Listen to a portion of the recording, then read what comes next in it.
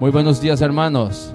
No sé si ha saludado a la persona que tiene cerca. Si aún no lo ha hecho, pues tiene la oportunidad de hacerlo. Regálale una sonrisa. Qué bueno es habitar en familia, qué bueno es estar como iglesia. Como Kelly decía hace poquito, que seamos todos muy bienvenidos.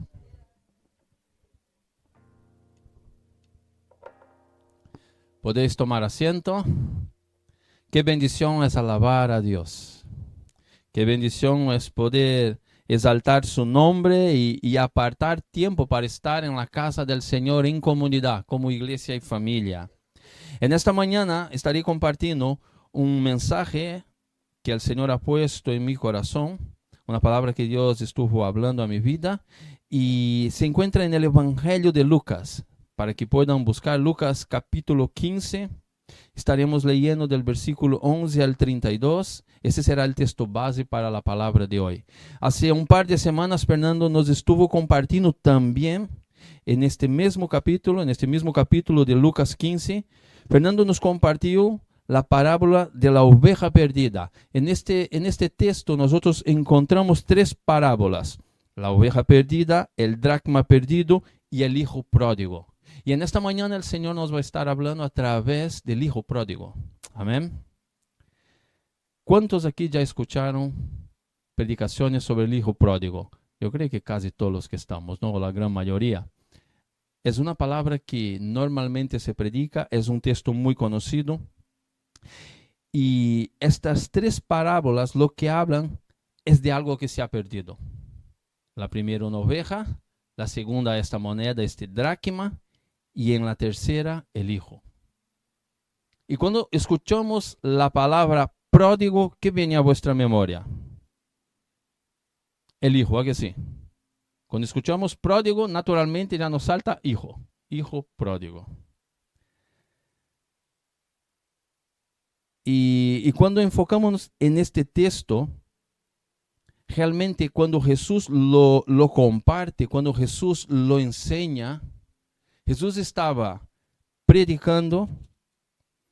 Y si nosotros leemos, el 15 empieza así: se acercaban a Jesús todos los publicanos y pecadores para oírle. Y los fariseos y los escribas murmuraban, diciendo: este a los pecadores recibe y con ellos come. Entonces él les refirió esta parábola.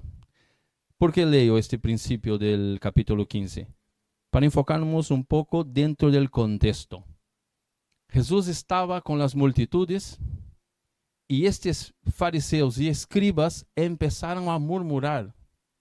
Y a través de esta murmuración, Jesús empieza a exponer estas parábolas, empieza a predicar y a hablar de ellas.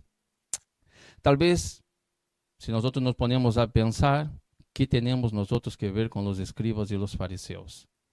Estamos hoy en el 2026, y eso fue predicado a más de 2000 años atrás. Pero si nosotros miramos con atención, vamos a ver que hay puntos o aspectos dentro de la Escritura donde Dios puede hablar a tu vida y a mi vida. Amén. Entonces yo te animo que desde ahora, desde el principio, ponga toda su mirada en esa enseñanza y que tú puedas decir al Espíritu Santo: Señor, habla a mi vida. Habla a mi corazón. Amén. Que seamos esta buena tierra para recibir la semilla que el Señor hoy quiere sembrar en nuestras vidas. Yo he puesto como título de esta palabra: gracia pródiga. ¿Y por qué yo he puesto este título? Porque esa palabra, más que de otras cosas, lo que habla es sobre la gracia. La gracia de este Padre que se acerca a sus hijos, la gracia que se refleja en la gracia de nuestro Señor Jesucristo, que viene a nuestro encuentro en medio de nuestras circunstancias de la vida y transforma nuestra realidad. Pero vamos al texto. En Lucas 15:11, así dice la palabra: también dijo: un hombre tenía 2 hijos, y el menor de ellos dijo a su padre: Padre, dame la parte de los bienes que me corresponde. y les repartió los bienes. No muchos días después, juntándolo todo, el hijo menor se fue lejos a una provincia apartada y ahí desperdició sus bienes viviendo perdidamente. Y cuando todo lo hubo malgastado, vino una gran hambre en aquella provincia y comenzó a faltarle. Y fue y se arrimó a uno de los ciudadanos de aquella tierra, el cual le envió a su hacienda para que apacentase cerdos. Y deseaba llenar su vientre de las algarrobas que comían los cerdos, pero nadie le daba. Y volviéndose en sí dijo: ¿Cuántos jornaleros en la casa de mi padre tienen abundancia de pan, y yo aquí perezco de hambre?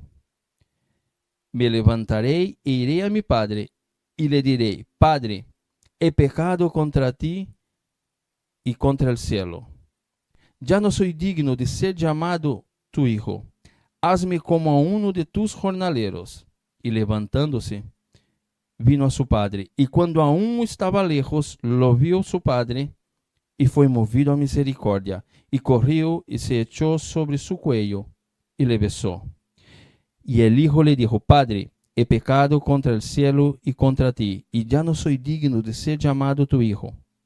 Pero el padre dijo a sus siervos: Sacad el mejor vestido y vestidle, y poned un anillo en su mano y calzado en sus pies. Y traed el becerro gordo y matadlo, y comamos y hagamos fiesta, porque este mi hijo muerto era y ha revivido. Se había perdido y es hallado. Y comenzaron a regocijarse. Y su hijo mayor estaba en el campo, y cuando vino y llegó cerca de la casa, oyó la música y las danzas. Y llamando a uno de los criados, le preguntó qué era aquello. Él le dijo: Tu hermano ha venido, y tu padre ha hecho matar el becerro gordo, por haberle recibido bueno y sano. Entonces se enojó y no quería entrar. Salió por tanto su padre y le rogaba que entrase. Mas él respondiendo dijo al padre: He aquí tantos años te sirvo, no habiéndote desobedecido jamás, y nunca me has dado ni un cabrito para gozarme con mis amigos. Pero cuando vino este tu hijo, que has consumido tus bienes con rameras, has hecho matar para él el becerro gordo. Él entonces le dijo: Hijo, tú siempre estás conmigo, y todas mis cosas son tuyas. Mas era necesario hacer fiesta y regocijarnos, porque este tu hermano era muerto y ha revivido, se había perdido y es hallado. Amén. Gracia pródiga es el título de la palabra. Esta parábola, hermanos, no habla solamente de un hijo pródigo, sino de dos hijos perdidos, pero también de un padre extremadamente pródigo en amor. Jesús nos lleva a un regocijo que empieza, o una realidad, mejor diciendo, que empieza a través de un pecado evidente, pasa por una religiosidad orgullosa, pero concluye con la gracia del Padre. Amén. Pero yo quiero hablar ahora en primer lugar del hijo menor. La palabra dice hijo pródigo, pero nosotros lo vamos a llamar hijo menor. Amén. ¿Qué significa pródigo? ¿Quién sabe? El que se fue, el que se perdió. Pródigo significa que gasta con exceso o desperdicia los bienes. Ese es el significado de pródigo. Este hijo menor, como hemos visto en la palabra, se acerca a su padre en determinado momento de la vida y le dice: Padre, yo quiero lo que a mí me corresponde. Yo quiero los bienes. Yo quiero la parte de la herencia que me toca. Cuando vemos esta realidad reflejada en la vida de este chico, lo que podemos entender? ¿Cuántos aquí son padres? Hay muchos. Si hoy tu hijo se acercara a ti y dijera: mamá, papá, yo quiero la parte de los bienes de la herencia que me corresponde ahora, ¿qué te va a parecer? Fue lo que sucedió.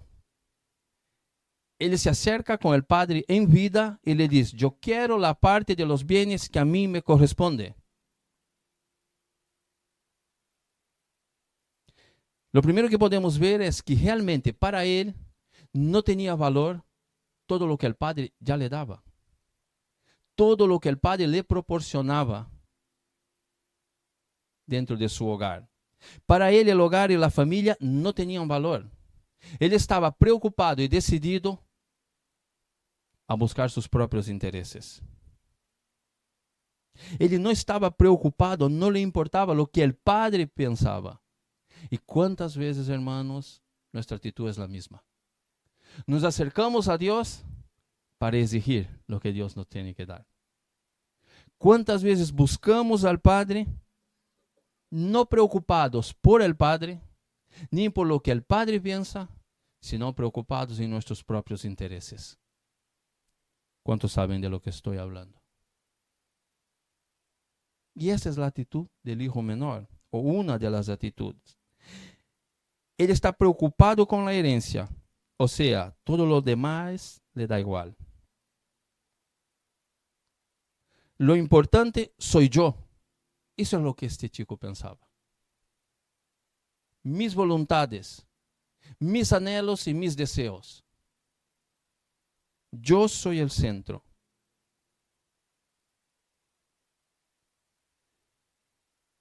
Muchas veces hay una intención oculta bajo nuestras actitudes frente a Dios que revela también esta clase de relación con Dios. Y eso se puede reflejar en tu vida y en mi vida. Si somos sinceros y si realmente miramos y tiramos fondo en la realidad de nuestras vidas, ¿por qué nos relacionamos con el Padre? ¿Qué nos lleva a movernos y buscar a Dios? Ese chico buscaba al Padre, preocupado por él.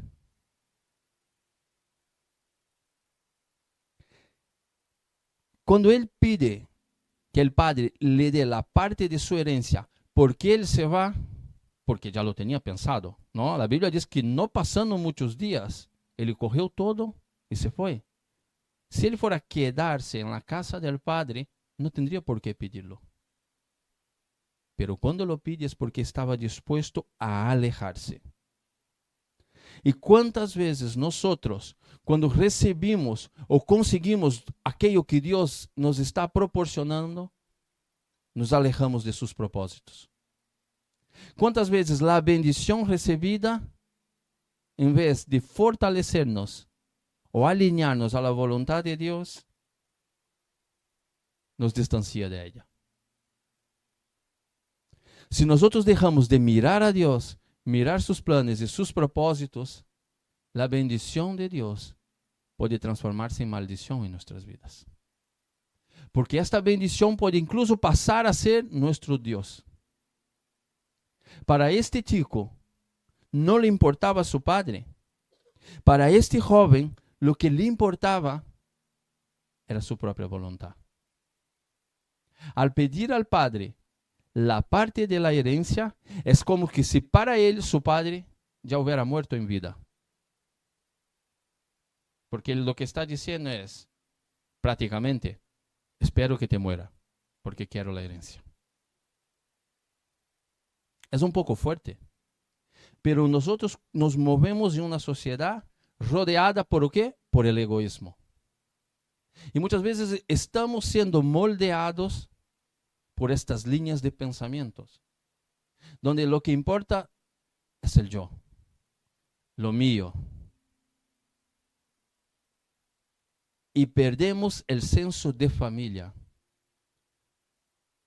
Perdemos las bases fundamentales de la unidad. Pero también podemos enfocar desde la realidad de aquellos que tal vez se han decepcionado en medio de conflictos. ¿Y por qué hablo eso? La palabra no nos habla. Pero estamos hablando de una casa donde hay un padre, donde hay un hijo mayor y un hijo menor. Y un hijo menor toma la decisión de marcharse. Eso también me lleva a pensar, esos son mis pensamientos, la Biblia no lo dice, lo dejo claro, que la relación en ese ambiente familiar tal vez no fuera tan buena.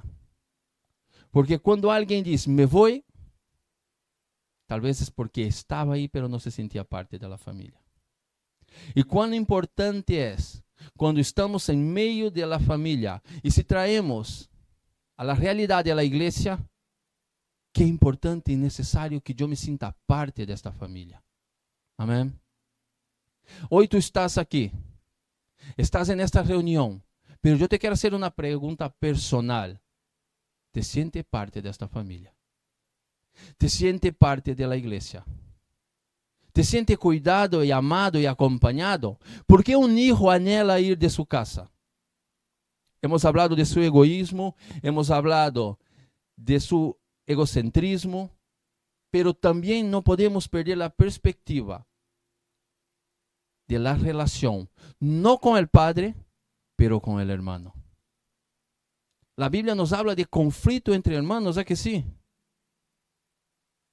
Jacob y Esaú. Hay tantos conflictos que muchas veces generan distancia. Pero yo te quiero animar en esta mañana a ser parte de la familia. Yo te quiero animar en esta mañana a esforzarte, a ser intencional en estar vinculado, a generar vínculos. Amén. Muchas veces estamos esperando que el hermano haga algo por mí para fortalecer los vínculos. Pero yo te quiero animar a que tú seas ahora el que se acerca. Yo te quiero animar a que tú seas el que abraza, el que se dispone a fortalecer el vínculo.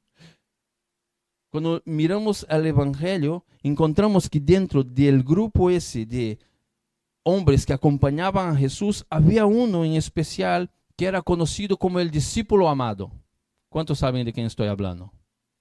De Juan, ¿no? Juan era conocido como el discípulo amado. Y durante mucho tiempo yo me preguntaba, Señor, ¿pero por qué ama más a este que a los otros? Pero la Biblia nunca ha dicho que Jesús lo amaba más. Apenas dijo que Juan era el discípulo amado. Y seguramente Jesús amaba a todos los otros igual. Pero sí encontramos en la Biblia, en el relato de la palabra, que Juan era el discípulo que se acercaba a Jesús. Juan era el discípulo que estaba cerca siempre, que incluso ponía su cabeza en el pecho de Jesús. Juan se dejaba amar. Mi pregunta es, ¿te dejas amar? ¿O en ti hay barreras que te impiden? Tal vez heridas del pasado, tal vez decepciones o conflictos con el hombre que al final nos termina alejando del Padre. El hijo se fue.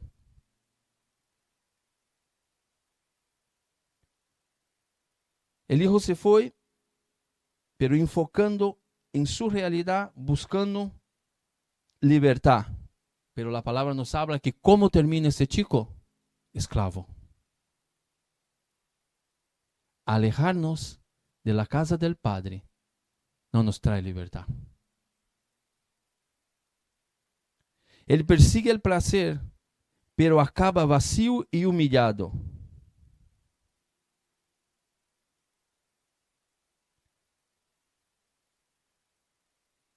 Él estaba totalmente indiferente a todo el demás. Pero la palabra dice que cuando lo pierde todo, ocurre algo que es clave en su vida. La Biblia dice en el versículo 17, y volviendo en sí.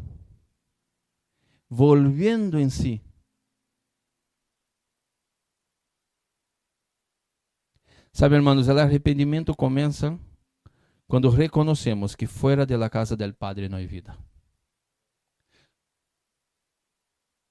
Fuera de la casa del Padre no hay vida. Tú puedes transitar en todos los caminos de este mundo,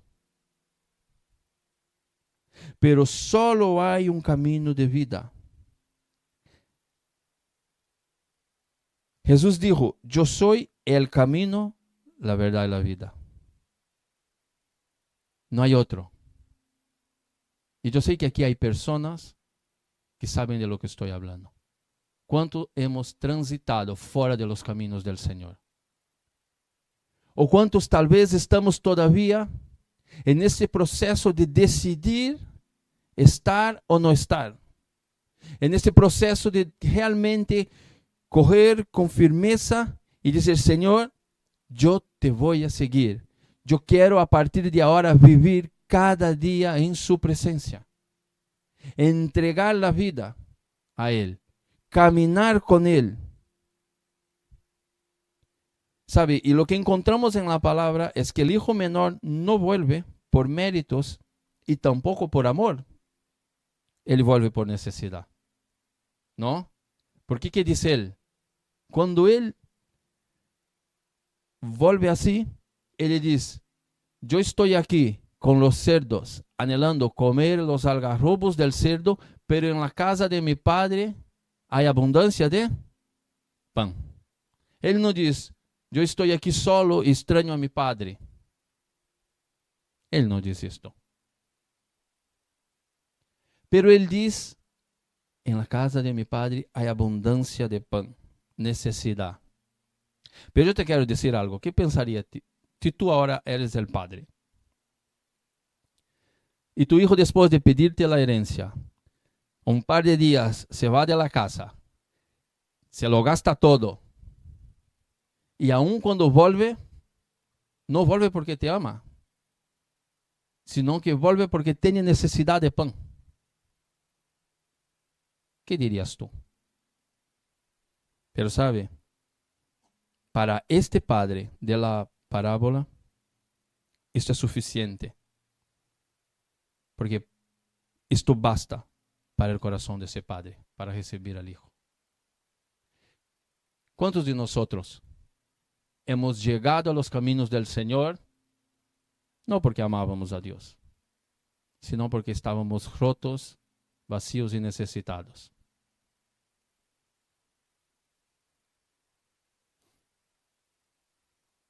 Y el Señor nos ha recibido. Amén. Y te quiero decir algo. Si te has alejado o si te sientes alejado del amor de Dios, sea cual sea la razón, Él está dispuesto a recibirte una vez más. Porque este es el corazón de Dios. Pero ahora vamos a hablar del hijo mayor. Ese es el segundo aspecto que quiero hablar. Perdido dentro de casa. El hijo menor se fue y en el mundo estuvo perdido. Pero ahora hablamos del mayor, que está dentro de la casa, pero está perdido. El hijo mayor, la Biblia dijo que nunca se fue. Pero tampoco entendió el corazón del padre. Ha vivido toda su vida ahí, ha estado toda su vida en su casa. Y tal vez ahora mismo se acerque un poquito más a nosotros en este momento. Para aquellos que estamos en la casa todo el tiempo. Para aquellos que buscamos y estamos, incluso servimos, trabajamos. Porque dice que este hijo mayor, él obedecía. Él obedecía al padre. Por lo que él manifestó, ¿no? En el texto. Pero lo que encontramos es que él obedece, pero no ama.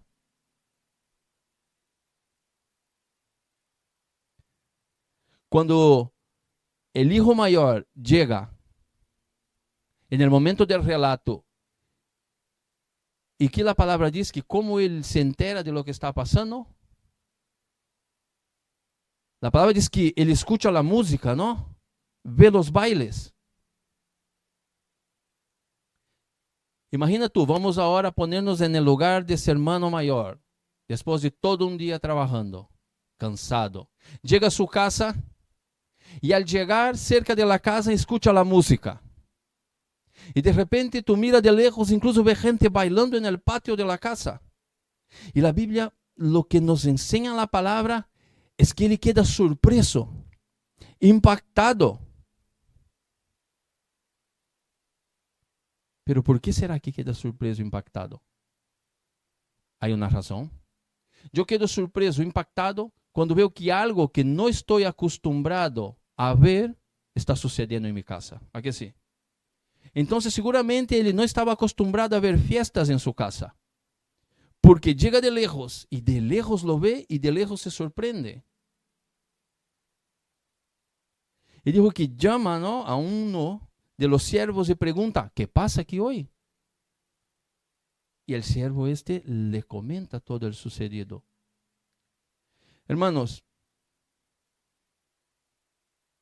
hay cosas en la vida que son muy difíciles de vivirlas. Y hay cosas que son extremadamente difíciles. Y perder a un hijo no tiene que ser fácil. Solo quien ha vivido esta experiencia podría hablar. El dolor tiene que ser tan intenso, tan difícil, que solamente Dios para traer paz al corazón. Amén. Pero en este texto encontramos una experiencia que yo creo que es tan devastadora o dentro de ciertos aspectos compleja de una manera que es la experiencia de este padre en este relato. ¿Por qué? Porque en determinado momento su hijo se fue y él no sabía nada de este chico. Él no sabía si el hijo estaba muerto, si el hijo estaba vivo, si el hijo era un esclavo, si tenía hambre, si estaba enfermo. Y la Biblia dice que cada día este padre, ¿qué hacía? Salía a la puerta. Cada día este padre estaba esperando el regreso de su hijo. Seguramente cada noche este padre lloraba porque no sabía lo que había sucedido con su hijo. Y como una casa que está viviendo esa situación o esta circunstancia tan desgarradora puede tener fiesta.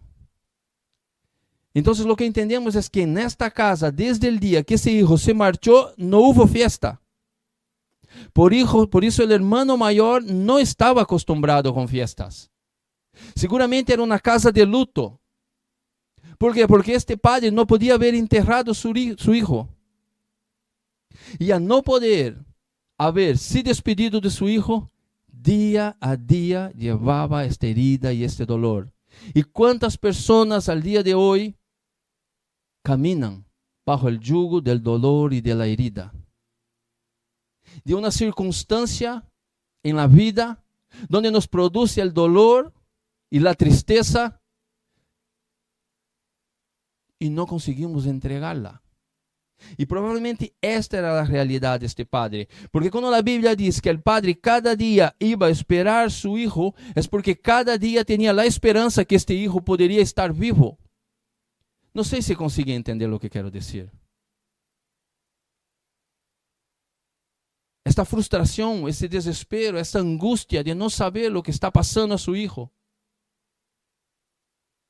Entonces por eso había fiesta en este día.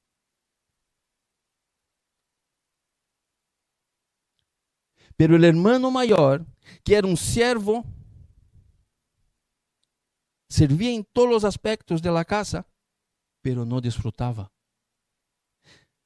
Ele cumpría con todas las normas, pero vivía comparándose. ¿Cuántas veces nosotros servimos al Señor, pero servimos por una obligación? Tal vez esperando que Dios nos diera algo. Y no conseguimos disfrutar. Cumplimos con todos los requisitos y todas las normas establecidas. Tal vez si alguien de fuera mira y dice, ese es un siervo perfecto. Pero vivimos comparándonos. Bajo el yugo, bajo este peso. Y así vivía el hermano mayor. Y cuando vemos que él se enoja tanto, cuando ele diz, te he servido e nunca me distes, este enojo revela uma fé basada em obras. Este enojo revela que lo que hacía era esperando algo. Es como aquella circunstancia que uno dice, Señor, yo te llevo servindo tanto tiempo, fiel a ti, y ahora este que se convirtió hace 2 meses, yo solo veo bendición en su vida. Yo veo como el Señor abre las puertas, pero parece que en mi vida hay cosas que no se terminan de dar. Hermano, yo te quiero decir una cosa. Dios nos trata a cada uno de una manera. ¿Quién tiene más de un hijo aquí? Aquí no son iguales. Aquí son distintos. Hay hijos que tú tienes que decir, venga, yo sé que tú puedes. Venga, levántate. Afírmate. Sí, tú eres capaz. Tienes fuerza para hacerlo. Y hay otros que a lo mejor tú tienes que decir, oye, tranquilízate. Porque te crees demasiado, ve más despacio. Te puede estampar contra la pared. Porque tiene un carácter más tirado. ¿Es verdad o no? Y así es Dios con nosotros, hermanos. Él nos trata en medidas distintas. Hay personas que el Padre está diciendo, venga, levántate, yo creo que tú puedes. Sale de este agujero que estás. Salga de esa depresión, levántate. Porque Él sabe que esa persona necesita motivación, necesita este impulso. Y hay otros que Él está diciendo, no, despacito todavía, no lo hagas así. Entonces no te enfades con el Padre por lo que hoy estás viviendo, pasando. Apenas confía en Él. Amén. Entenda que Dios nos trata con procesos distintos.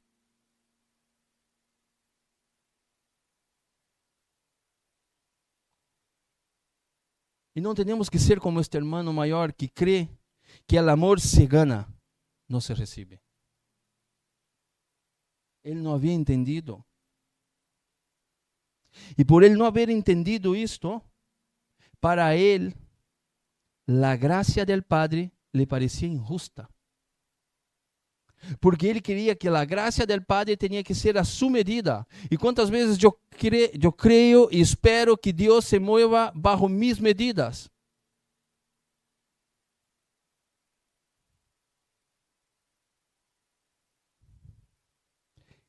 Este hijo mayor está en la casa del Padre, pero no conoce el corazón del Padre.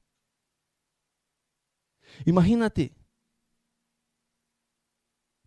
si tú ves que en tu casa hay un hermano que se fue, que está desaparecido, que no sabemos si está muerto, si está vivo, tu padre está sufriendo, hay luto, hay tristeza, y ahora el hermano vuelve, hay una fiesta, y tú llegas y hay una fiesta, ¿y qué tú haces? No voy a entrar.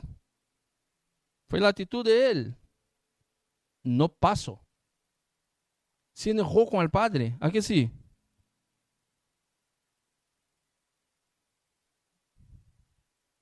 Se enfadó. Digo que la palabra dice que el padre sale, pero él decía, no. Estaba enojado. Él no se gozó por el padre. Él no se alegró, porque ahora el padre estaba contento. ¿Qué te mueve? ¿Qué me mueve? ¿Mi corazón, mis cosas o el corazón del Padre? Como iglesia, hermanos, lo que nos tiene que mover es el corazón de Dios. Amén. Como iglesia, lo que nos tiene que preocupar es lo que preocupa al Padre. ¿Cuántos aquí en esta mañana están dispuestos a alinear su vida con el corazón de Dios? A que Dios empiece a usarnos como canal de bendición para otros. ¿Sabe por qué? Porque afuera hay muchos hermanos menores. Tal vez haya mucha persona que esté herida, personas que se han equivocado, pero que necesitan y anhelan volver a la casa del Padre. Amén. Y que nosotros seamos hermanos mayores a la medida de Jesús. Porque este sí es un hermano mayor. El Padre manda matar al becerro gordo para celebrar la fiesta. Jesús es el hermano mayor que se hizo el cordero. Para que hoy aquí tengamos una fiesta.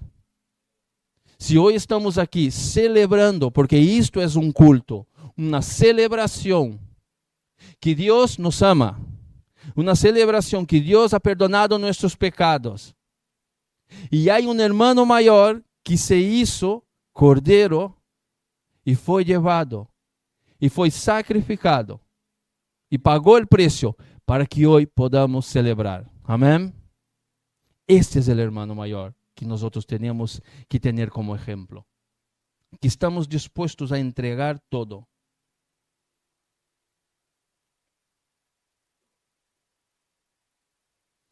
El hermano mayor de la parábola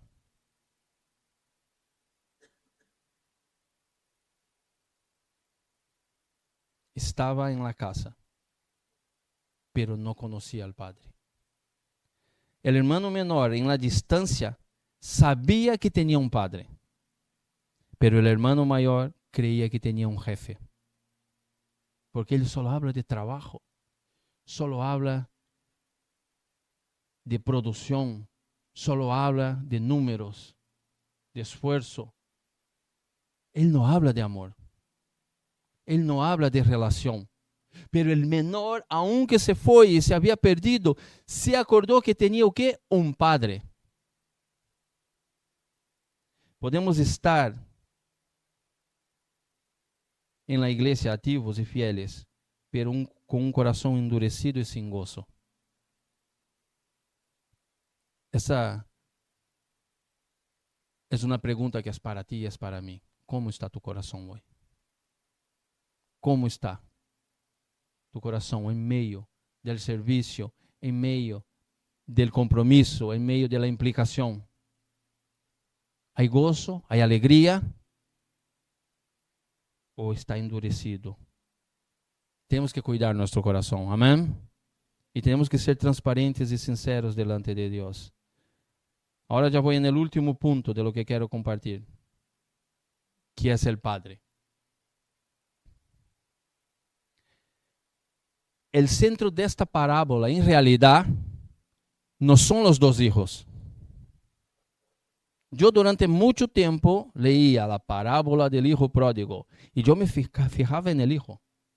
Yo decía, a ver lo que Dios me quiere hablar a través del hijo. Pero lo que entiendo ahora, que el centro de esta parábola es el Padre.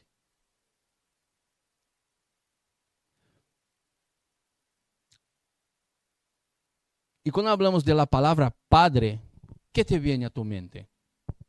¿Qué viene a tu corazón? Es muy fácil tal vez hablar de un Dios Padre bueno para aquellos que han tenido un Padre bueno. Pero cuán difícil es hablar de un buen Padre para quien no ha tenido un buen Padre. Y la realidad de nuestra sociedad hoy en día es una realidad de padres ausentes. Si hablamos de América Latina, hay ejemplos que son muy evidentes. Aquellos que nos gusta el fútbol, cuando escuchamos un jugador que ha logrado algo, que ha triunfado en su vida, o en muchas áreas, no solo los futbolistas. Yo cito los futbolistas porque es un ejemplo que me vino. Normalmente, ¿a quién dan gracias? A mi madre. ¿No es normal? No, porque mi madre. Algunos hablan del padre, pero la gran mayoría habla de la madre. ¿Por qué? Porque venimos de una cultura muchas veces donde el padre no ha ocupado su lugar. Y la madre ha tenido que ponerse en una posición y ha tenido que luchar por ese hogar y por esta familia. Y por esto este reconocimiento. Y gloria a Dios por ellas. Amén. Pero es difícil hablar para una persona que tal vez fue abandonada por su padre, que un día en determinado momento se fue de la casa, o incluso que fueron agredidos, heridos. Hay situaciones muy adversas. Y cuando hablamos de Dios Padre, es como si hubiera una barrera. Yo oro en esta mañana si hay alguien que ha vivido esa situación aquí, para que el Espíritu Santo traiga sanidad a su vida. Amén. Que Dios restaure su relación con el Padre.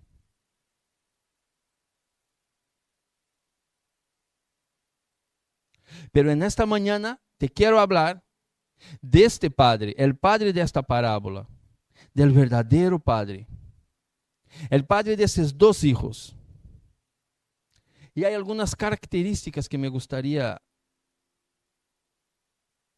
comentar.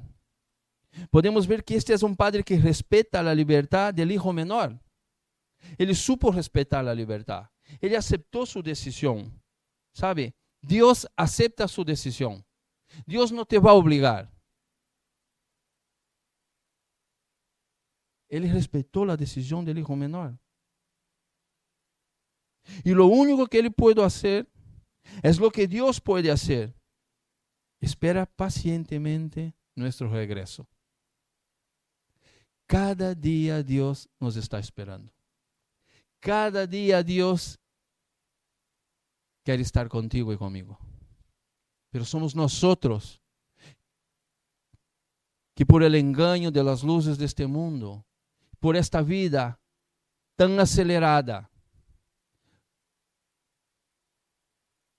por los anhelos de nuestros corazones, los tesoros que entendemos que son tesoros, nos alejamos de Él. Pero este Padre, que es ejemplo de Dios, espera pacientemente su regreso. Cada día estaba en la puerta esperando a su hijo que volviera. Y cuando el hijo vuelve, es muy impactante el relato de la palabra. Porque nosotros estamos hablando de una cultura judía de hace más de 2000 años atrás, que hay algunas características en esta palabra que cuando Jesús la compartía frente a estos fariseos y escribas, seguramente los crujía el entendimiento. Porque la palabra dice que cuando el padre ve al hijo, ¿qué hace? Corre. Para un patriarca judío, correr era una humillación. ¿Lo sabían? Un patriarca judío no corría, porque ver sus piernas era una falta de respeto. Nunca verías un patriarca judío correr. Un hombre judío respetado. Y este hombre seguramente, porque tenía siervos, tenía tierras, tenía animales, era un hombre de un alto escalón. Y la Biblia dice, Jesús dijo, que cuando él ve a su hijo, sale corriendo. Seguramente en ese momento los fariseos y los escribas se miraban y decían, imposible. Un judío no lo hará. Y Jesús está diciendo que este padre, cuando ve a este hijo que vuelve, sale corriendo. No le importa nada. Así es Dios. Cuando nos ve que venimos, Dios viene corriendo a nuestro encuentro. Le da igual todo. Pero la Biblia, Jesús aún va más profundo y seguramente esta gente estaba ya escandalizado al extremo. Porque dice que el Padre lo abraza y lo besa. ¿De dónde viene este chico? ¿Dónde estaba? Cuidando a cerdos. ¿Qué eran los cerdos? Para la cultura judía, un animal inmundo. Cuando alguien tenía contacto a un cerdo, tenía que pasar por un proceso de purificación. Pero este chico venía como venía. Y la Biblia habla, y voy a hablar de detalles ahora. Y el padre se tira a su cuello y lo besa. El padre no dijo, ve a limpiarlo, que pase por el proceso. No. El chico lo hubiera aceptado. Pero el padre amaba, estaba desesperado, esperando a su hijo cada día en la puerta, se tiró. Y así es el amor de Dios por ti y por mí. Así Dios te ama, así Dios me ama. Seguramente todos quedaron escandalizados.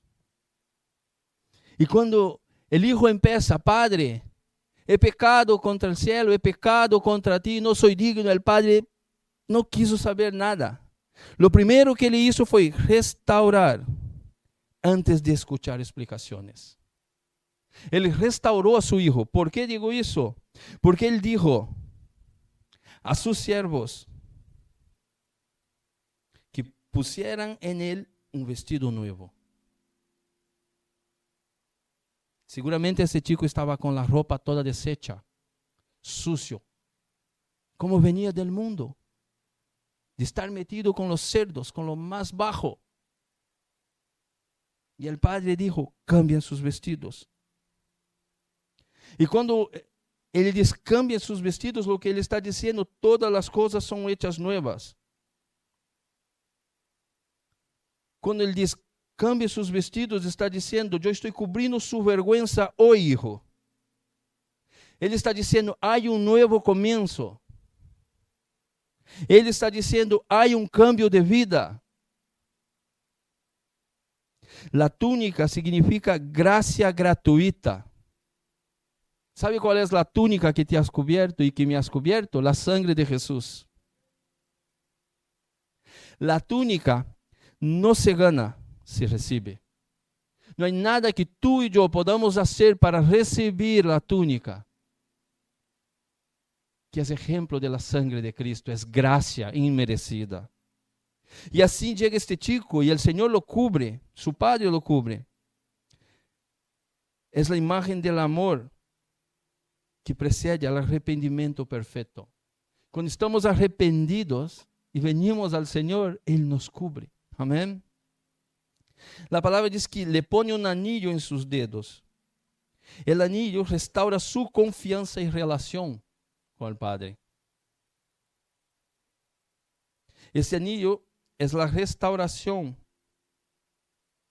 Le devolve a ele a autoridade em la família, porque ele venia agora, já não se sentia hijo. Que ele dizia? Que me reciba como um servo, como um escravo. Pero el Padre restaura su honor, lo reafirma el compromiso de relación. Cuando el Padre le pone el anillo en el dedo, le está diciendo, con este anillo ahora puedes sellar. Y lo que tú estás sellando, yo estoy sellando. ¿Entienden lo que quiero decir? El Padre le está devolviendo a él toda la autoridad frente a todas las cosas. Está diciendo, eres digno de confianza. El Señor te está diciendo hoy, eres digno de confianza. Cuando dice que le pone las sandalias, significa libertad y dignidad. Está restaurando plenamente su identidad de hijo. Está hablando de reconciliación y perdón total. Cuando nosotros miramos el anillo, la sandalia, la túnica juntos, muestra una restauración total en todas las áreas. Eso es lo que el Señor ha hecho. El Señor restaura nuestras vidas. Él te restaura a ti, me restaura a mí en totalidad. No en algunas áreas, no. Esta es la obra de Dios, la obra del Espíritu Santo. Y aún dice que manda matar el becerro gordo. Qué locura, ¿no? Una celebración en todo lo alto. ¿Por qué lo hace todo esto? Timothy Keller dijo que esta parábola debería llamarse la parábola del padre pródigo, no del hijo pródigo. Porque ese padre fue extravagante en perdonar y en amar. Ese padre es pródigo porque ama sin medida, sin cálculo y sin condición.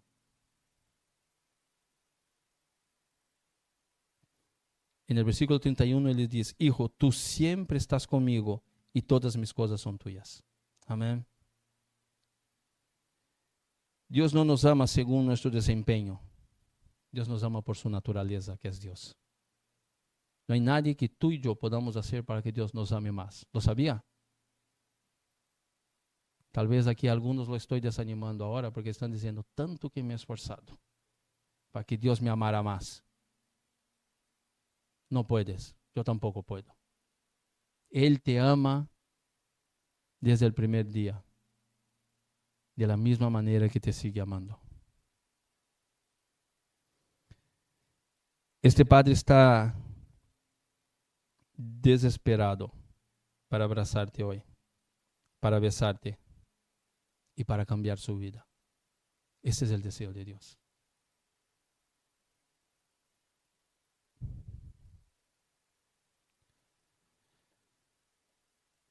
La conclusión que podemos tener hoy aquí es que, ¿cuál de los dos hijos estaban perdidos? Los dos. Uno perdido lejos de casa y el otro lejos del corazón del Padre.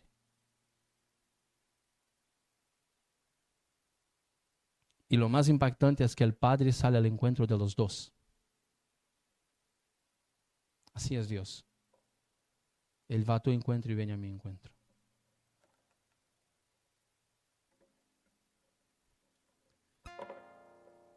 Hay una otra parábola, podemos decir así, del hijo pródigo. Y si os queréis, podéis poner de pie, hermanos. Dijo que en esta otra parábola del hijo pródigo, si yo puedo decir así, dijo que el hijo vuelve en sí. Y dice, en la casa de mi padre hay bendición. Pero este no toma la decisión de ir directamente como el otro. Él piensa, cerca de la casa de mi padre pasa un tren. Y como no sé si me va a aceptar o no, yo le voy a mandar una carta. Y en la carta decía, Padre, estoy arrepentido de todo lo que he hecho. He pecado contra ti y contra el cielo. Y quiero volver. Pero como no estoy seguro si me vas a recibir, porque no conocía el corazón del Padre, te voy a pedir que dejes la ventana abierta y colgada en esta ventana una toalla blanca. Así cuando el tren pase por delante en el camino, yo miraré y si veo la toalla blanca colgada en la ventana, me bajaré en la siguiente parada y volveré. Y si no, seguiré mi camino. Y dijo que el chico coge el tren en la fecha indicada. Y este tren venía por los trillos. Y cuando terminaba de rodear la montaña y empezaba a ver la casa de su padre, fijaba la mirada en esta ventana para ver si ahí estaba la toalla blanca. Y miraba y de repente la ventana sí estaba abierta. Y llegó a ver la toalla blanca. Pero de repente empezó a mirar y algo le llamó la atención, porque la casa de su padre era amarilla, pero ahora estaba pintada de blanco. Las tejas eran rojas, también habían pintado de blanco. Incluso las árboles que rodeaban la casa estaban pintadas de blanco. Porque el padre había quedado preocupado del hijo no ver la toalla blanca. Mandó que pintara todo de blanco, para que él no dejara de volver. Sabe, hermanos, y hoy Dios está pintando todo de blanco aquí, para que tú y yo podamos volver a sus caminos, a su corazón. El Señor está haciendo todo lo que puede, porque te ama y porque me ama.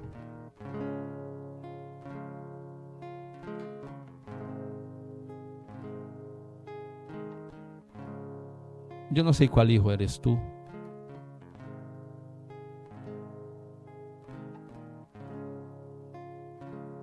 Pero hoy Dios está dispuesto, sea cual sea, y has venido a tu encuentro. Y lo que quieres es abrazar y estar contigo. Déjate encontrar por el Padre hoy.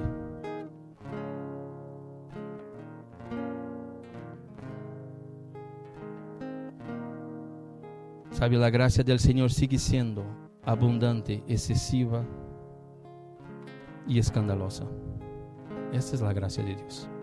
No podemos poner límite a esta gracia. Dejemos la religiosidad de lado. Dejemos las apariencias. Ven a la gracia de Dios.